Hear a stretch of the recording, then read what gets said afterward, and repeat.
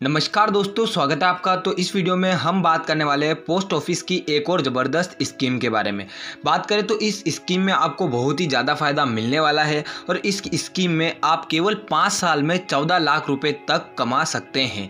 तो जानेंगे कि आखिर इस स्कीम में क्या क्या चीज़ें हैं। इससे पहले आपसे रिक्वेस्ट है कि हमारे चैनल GDS खबर को आप सब्सक्राइब कर लें और साथ ही बेल वाले आइकन को दबा करके ऑल वाला ऑप्शन सेलेक्ट कर लें, ताकि आपको हमारे द्वारा बनाए गए वीडियोज़ की जानकारी सबसे पहले मिले। तो आखिरकार जानते हैं कि इस स्कीम में ऐसा क्या है। तो इस स्कीम का नाम जो है वो है post office senior citizen saving scheme. तो देखिए, वैसे तो पोस्ट ऑफिस कई तरह की स्कीम चलाता रहता है, इसमें सभी आयु वर्ग के लोग होते हैं।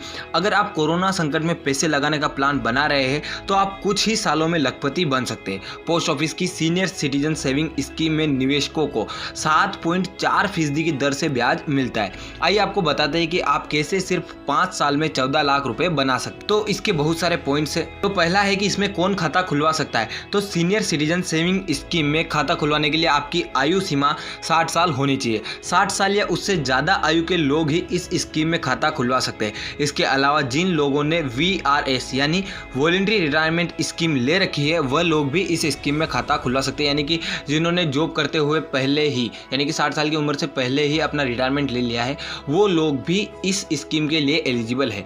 दूसरा है 10 लाख निवेश करने पर मिलेंगे 14 लाख से ज़्यादा। अगर सीनियर सिटीजन स्कीम में आप एक मुश्त 10 लाख रुपए का निवेश करते हैं तो सालाना 7.4% कंपाउंडिंग की ब्याज दर से हिसाब से आपको 5 साल बाद यानी मेच्योरिटी पर निवेशकों को कुल रकम 14,28,964 रुपए होगी, यानी 14 लाख रुपए से ज़्यादा। यहाँ आपको ब्याज के रूप में 4,28,964 रुपए का फायदा हो रहा है।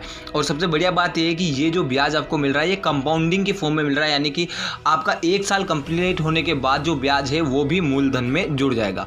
उसके बाद तीसरी बात करें तो कितने रुपए से खुलवा सकते हैं खाता। इस स्कीम में खाता खुलवाने के लिए न्यूनतम राशि 1000 रुपए है। इसके अलावा इस खाते में आप अधिकतम 15 लाख रुपए से ज़्यादा नहीं रख सकते। इसके अलावा अगर आपकी खाता खुलवाने की रकम 1 लाख रुपए से कम है तो आप नकद पैसे भी देकर भी खाता खुलवा सकते हैं। वहीं 1 लाख रुपए से ज़्यादा पर खाता खुलवाने के लिए आपको चेक देना होगा।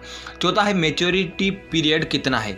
SC/SS का मेच्योरिटी पीरियड 5 साल है, लेकिन अगर निवेशक चाहे तो इस समय सीमा को बढ़ाया भी जा सकता है। इंडिया पोस्ट वेबसाइट के मुताबिक आप मेच्योरिटी के बाद इस स्कीम को 3 साल के लिए बढ़ा सकते हैं। इसके बढ़ाने के लिए आपको पोस्ट ऑफिस में जाकर आवेदन करना होगा, यानी कि अगर आप चाहते हैं कि आपका जो मेच्योरिटी पीरियड है वो 5 से बढ़कर 8 साल हो जाए तो उसका ऑप्शन भी आपके पास अवेलेबल है।